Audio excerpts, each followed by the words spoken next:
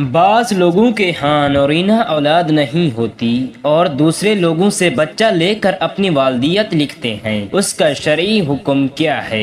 کسی دوسرے کا بچہ گود میں لینے سے کیا ہوتا ہے؟ یہ تمام تر تفصیلات آج کی اس ویڈیو میں، اسی لیے آپ سے گزارش ہے کہ ویڈیو کو مکمل ضرور دیکھیے گا۔ بسم اللہ الرحمن الرحیم۔ السلام علیکم ورحمۃ اللہ وبرکاتہ۔ محترم ناظرین، حضرت سیدنا موسیٰ علیہ السلام نے اللہ پاک کی بارگاہ میں عرض کی کہ مجھے میرا جنت کا ساتھی دکھا دے۔ اللہ پاک نے فرمایا فلاں شہر کا کسائی تمہارا جنت کا ساتھی ہے۔ حضرت موسیٰ علیہ السلام اس کسائی سے ملنے پہنچے تو اس نے آپ علیہ السلام کی دعوت کی۔ جب کھانے کے لیے بیٹھے تو کسائی نے ایک بڑی سی ٹوکری اپنے پاس رکھ لی، دو نوالے ٹوکری میں ڈالتا اور ایک نوالا خود کھاتا۔ اتنے میں دروازے پر دستک ہوئی، کسائی باہر گیا۔ حضرت موسیٰ علیہ السلام نے ٹوکری میں نظر کی تو کیا دیکھتی ہیں کہ ٹوکری میں بوڑھے مرد و عورت ہیں۔ جیسے ہی ان کی نظر حضرت موسیٰ علیہ السلام پر پڑی، ان کے ہونٹوں پر مسکراہٹ پھیل گئی۔ پھر ان بزرگوں نے آپ علیہ السلام کی رسالت کی گواہی دی اور اسی وقت انتقال کر گئے۔ کسائی جب واپس آیا تو اپنے فوت شدہ والدین کو دیکھ کر سارا معاملہ سمجھ گیا اور حضرت موسیٰ علیہ السلام کا ہاتھ چومتے ہوئے کہنے لگا، مجھے لگتا ہے کہ اللہ پاک کے نبی حضرت موسیٰ علیہ السلام ہیں۔ فرمایا ہاں، تمہیں کیسے اندازہ ہوا؟ کہنے لگا کہ میرے والدین روز یہ دعا کرتے تھے،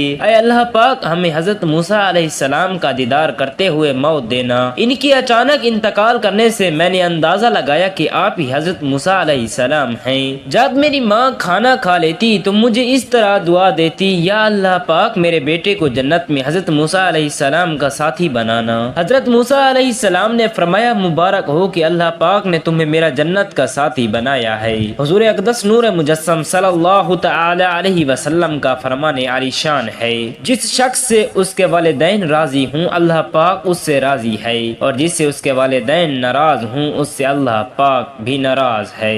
حدیث مبارک میں تو ماں باپ کو جنت دوزخ سے تعبیر کیا گیا۔ اللہ پاک کے نبی حضرت محمد مصطفیٰ صلی اللہ علیہ وسلم سے ایک شخص نے پوچھا، یا رسول اللہ صلی اللہ علیہ وسلم، ماں باپ کا اولاد پر کیا حق ہے؟ اللہ کے نبی صلی اللہ علیہ وسلم نے ارشاد فرمایا، ماں باپ تیری جنت اور دوزخ ہیں۔ ایک اور مقام پر ارشاد فرمایا، سب گناہوں کی سزا قیامت میں ملے گی، لیکن ماں باپ کے نافرمان کو اللہ پاک دنیا میں ہی سزا دیتا ہے۔ حدیث پاک کا مضمون ہے، جو بچہ اپنے ماں باپ کو محبت کی نگاہ سے دیکھے اللہ پاک اسے مقبول حج کا ثواب عطا فرمائے گا۔ اللہ اکبر۔ ذرا سوچئے کہ محبت سے دیکھنے کا یہ اجر ہے تو خدمت کرنے کا عالم کیا ہوگا۔ ایک صحابی رسول نے عرض کی، حضور صلی اللہ علیہ وسلم اگر کوئی دن میں 100 بار دیکھے، آقا صلی اللہ علیہ وسلم فرماتے ہیں کوئی 100 بار بھی دیکھے تو اسے اللہ پاک مقبول حج کا ثواب عطا فرمائے گا۔ پیارے دوستو، ماں باپ اس لیے نہیں کہ انہیں گھر سے نکالا جائے، بلکہ انہیں تو سر آنکھوں پر بٹھانا چاہیے۔ یہ کمال ہستیاں بہت دکھی ہوں پھر بھی اظہار نہیں کرتے، بلکہ بعض ماں باپ تو بچوں کے سامنے بولنے سے ڈرتی ہیں کہ زیادہ بولا تو اولاد گھر سے نکال دے۔ حیرت ہے ایسی اولاد پر جس کے ماں باپ ان سے بات کرنے میں ڈرتے ہوں۔ تعجب ہے اس بیٹی پر جس سے ماں بات کرنے میں ہچکچائے کہ بیٹی مجھ پر چیخے گی۔ آپ غور تو کریں یہ کتنا بڑا گناہ ہے، کتنی بڑی نافرمانی ہے۔ اولاد کا حق یہ بھی ہے کہ اولاد کا انداز والدین کے سامنے ایسا ہو جیسا غلام کا انداز اپنے آقا کے سامنے ہوتا ہے۔ مگر کیا آج ایسا نہیں کہ بعض والدین اپنی اولاد کے سامنے غلام بنے نظر آتے ہیں کہ بیٹا میرا یہ کام کر دو، بیٹا مجھے تھوڑے سے پیسے دے دو، اور بیٹا جھاڑ رہا ہوتا ہے کہ یہ میرے پیسے ہیں، آپ پریشان نہ کیا کریں۔ ابو آپ کو سمجھ ہی نہیں آتی، امی آپ پرانی باتیں نہ کیا کریں، اب زمانہ بہت بدل گیا ہے۔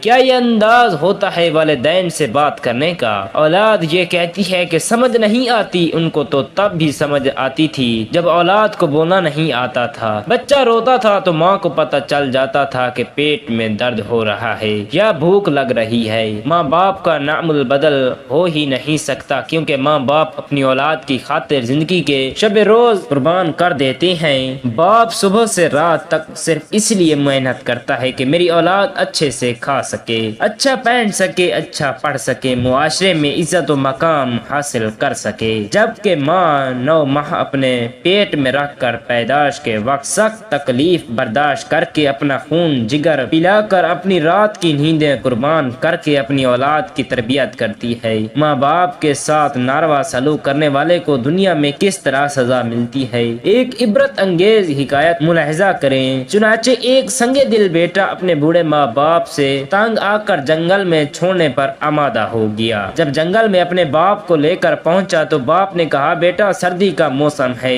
مجھے کم از کم ایک کمبل تو دے دو۔ اس وقت بوڑھے شخص کا پوتا بھی وہاں موجود تھا۔ بیٹے نے اپنے بیٹے سے کہا، گھر جاؤ اور ایک کمبل لے کر آؤ۔ بیٹا گھر گیا، کمبل پھاڑ کر آدھا کیا اور جنگل کی طرف روانہ ہو گیا۔ جنگل پہنچتے ہی جب آدھا کمبل باپ کے حوالے کیا تو باپ حیرت زدہ ہو کر بولا، آدھا کمبل کہاں گیا؟ بیٹے نے جواب دیا کہ وہ آدھا کمبل تو میں آپ کے لیے چھوڑ آیا ہوں، جب آپ بوڑھے ہو جائیں گے تو میں بھی آپ کو جنگل میں چھوڑ جاؤں گا اور باقی مانیدہ آدھا کمبل آپ کو لا کر دے دوں گا۔ اللہ تعالیٰ نے قرآن مجید فرقان حمید میں فرمایا، اور نہ تمہارے پالکوں کو تمہارا بیٹا بنایا، یہ تمہارے اپنے منہ کا کہنا ہے اور اللہ تعالی حق فرماتا ہے اور وہی راہ دکھاتا ہے۔ انہیں ان کے باپ ہی کا کیا، ان کے باپ ہی کا کہہ کر پکارو، یہ اللہ تعالی کے نزدیک زیادہ ٹھیک ہیں۔ پھر اگر تمہیں ان کے باپ معلوم نہ ہوں تو دین میں تمہارے بھائی اور بشرطے کہ میں تمہارے چچا زاد اور تم پر اس میں کچھ گناہ نہیں جو نہ دانستہ تم سے صادر ہوا ہو۔ ہاں وہ گناہ ہے جو دل کے قصد سے کرو اور اللہ تعالی بخشنے والا مہربان ہے۔ زمانہ جاہلیت میں یہ معلوم تھا کہ جب کسی شخص کو کوئی لڑکا پسند آتا تو وہ اس کو اپنا بیٹا قرار دیتا اور اس کو اپنے مال کا وارث قرار دیتا، اور لوگ اس لڑکے کو اس شخص کا بیٹا کہہ کر پکارتے تھے۔ اسلام نے اس رواج کو منسوخ کر دیا اور یہ ہدایت دی کہ ہر شخص کی نسبت اس کے اصل باپ کی طرف کی جائے، اور ایسا نہ کرنے پر نبی صلی اللہ علیہ وسلم اور ایسا نہ کرنے پر تنبیہ ملی یا ہم نے سخت عذاب کی وعید فرمائی ہے۔ حضرت سعد بن ابی وقاص بھی بیان کرتے ہیں کہ میں نے بھی نبی اکرم صلی اللہ علیہ وسلم کو فرماتے ہوئے سنا، جو شخص نے خود کو اپنے باپ کے غیر کی طرف منسوب کیا حالانکہ اس کو علم تھا کہ وہ اس کا باپ نہیں ہے تو اس پر جنت حرام ہے۔ اللہ پاک ہمیں صحیح راستے پر چلنے کی توفیق عطا فرمائے، آمین۔ وآخر دعوانا ان الحمد للہ رب العالمین۔